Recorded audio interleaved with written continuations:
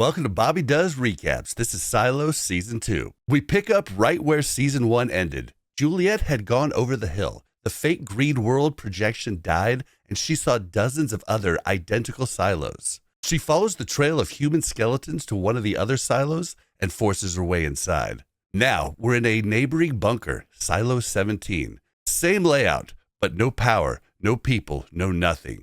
Just silence, bodies everywhere, and the word lies written on the cafeteria screen. Yeah, it's pretty creepy. Her suit's oxygen runs out almost immediately, so she has no choice. She smashes the helmet visor with a crowbar. Thankfully, the air inside is breathable. She sheds the suit and starts exploring. She tries to get into IT, but falls into the flooded lower levels and gets a nasty arm wound. But then she hears something unexpected, music playing somewhere. She follows it to a heavily fortified vault door, tries to open it. A slot opens. A man with mismatched eyes stares out and very calmly threatens to kill her if she touches the door again. Eventually, the man, who calls himself Solo, opens up. He's been living alone in the vault for decades, ever since the Bloody Worker Rebellion wiped out everyone. And then he drops the season's first massive bomb. There are 50 silos. 50. Identical. Isolated. Each one filled with people who have no idea the others exist. I know. Back in Silo 18, Mayor Bernard Holland cracks open a secret foundational guidebook called The Order to find out what the protocol is when a cleaner refuses to clean. The answer? Prepare for war.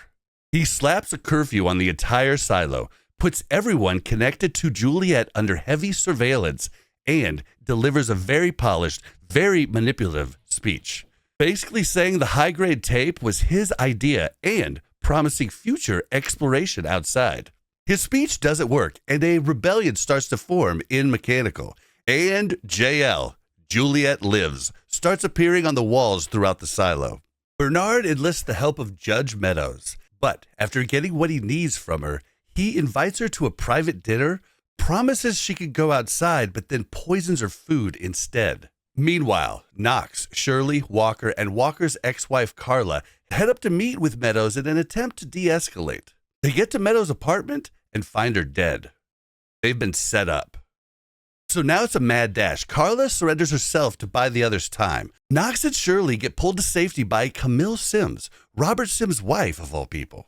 Then they basically bungee jump straight down the center column, while Walker just slips away unnoticed because nobody really recognizes her. After they escape, Bernard quietly demotes Sims by promoting him to judge, stripping him of his real power. Back in Silo 17, Solo and Juliette create a makeshift underwater breathing apparatus using an old pump organ called a Harmonium. And they use it to retrieve an old firefighter's suit, which she plans to repurpose into an outside suit. While they search for the helmet, she finds a painted photograph of a young boy labeled Solo. The kid in the photo looks nothing like the man she's with, so she confronts him about it. He flies into a crazy rage. She runs and continues the search alone. She finds the helmet. Nice, one problem solved. But her arm wound has gotten worse and she passes out. When she recovers, Solo refuses to return her suit unless she fixes a broken water pump in the flooded lower levels first. She reluctantly dives down and fixes the pump. On the way back up, her rope gets cut and her oxygen stops pumping. When she surfaces, Solo is gone. There's a bloody arrow. She realizes that someone else is in this silo. It turns out to be a few teenagers and a baby, children of people who had survived after most of the population left the silo. One of them shot Solo. The teenagers claim that Solo is a cold-blooded killer, and this is where we get the backstory. Turns out Solo's real name is Jimmy. When the rebellion happened, he was just 12 years old. His father, head of IT, locked him in the vault to protect him. Jimmy was forced to watch through the glass as the rebel sheriff shot his father. Years later, when the teen's parents tried to break into the server room and started shooting at him, Jimmy cut off their air supply. He wasn't cold-blooded. He was just scared. Juliette mediates. Jimmy explains, through tears. The teens forgive him, and Jimmy invites them into the IT vault where he shows them music and ice cream. He also gives Juliette a working suit.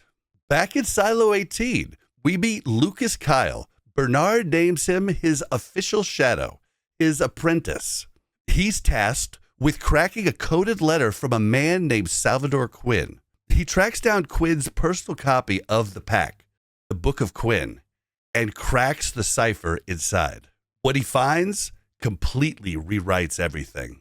History says the rebels wiped the servers and burned the books over 140 years ago. But that's not what happened. In order to stop the rebellion and prevent something called the Safeguard, Quinn intentionally wiped servers, burned all the books, and blamed the rebels for both. He then laced the entire silo's water supply with a memory-erasing drug to deliberately wipe the collective consciousness of 10,000 people and force them to forget everything they knew. Everything these people know about their history is an engineered lie. But he's not done. Lukas continues down the rabbit hole. He discovers a massive circular vault door at the bottom of the silo. There, he is confronted by an AI voice known as the algorithm. The algorithm implies that it has total camera surveillance throughout the entire silo and has directly gate-kept previous truth seekers like Salvador Quinn and Mary Meadows. The entity delivers a terrifying ultimatum. If Lukas exposes the existence of the AI or anything he has seen down there, an automated safeguard protocol will be initiated. This is a built-in kill switch, a hidden system designed to flood the silo with poison gas and completely wipe out all 10,000 residents. Back in Silo 17, Jimmy and Juliette find the blueprints for the safeguard protocol. It's a massive hidden pipe system running through the silo's walls, engineered to flood the silo with lethal gas on command from an outside authority nobody in the silo even knows exists. The safeguard protocol is not a warning. As far as we can see, it's a failsafe, possibly put in place to protect the other silos. But up to this point, we just don't know for sure. Juliette suits up, promises Jimmy she'll never stop trying to come back, and heads outside.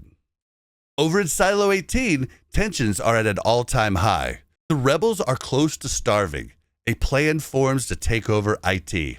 Walker, Knox, Shirley, and Billings stand in Walker's apartment and loudly, clearly detail a plot to blow up the generator. This is all for the cameras because they know Bernard's watching.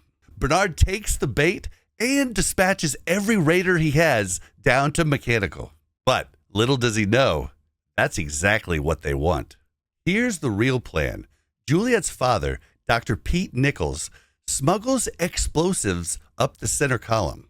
But unfortunately, he loses the timer on the way up, forcing him to sacrifice his life and cross the wires himself. In the blink of an eye, the stairs between levels 90 and 92 explode.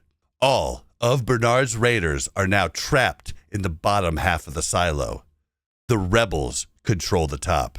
The rebels had communicated the plan using mechanical hand signals, the silent language workers use to talk over loud machinery, creating the real plan right under Bernard's nose.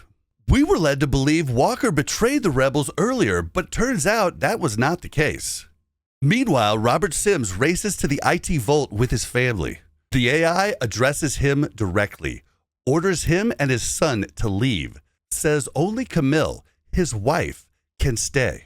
It appears the algorithm has chosen her to take over IT. Robert Sims spent his entire life being Bernard's enforcer in hopes of one day being the head of IT. Turns out he's not the person for the job. You almost feel bad for him. Almost. Upstairs, an angry mob is pushing towards the airlock. But Juliette appears on the cafeteria screens, live from outside. She cleans the camera and holds up a note saying, "Not safe, do not come out." The airlock opens and Bernard's there waiting for her. He's armed and clearly spiraling, convinced that there's no saving any of this. Juliette tells him she knows about the gas pipes, and she has an idea of how to shut down the safeguard before it kills everyone.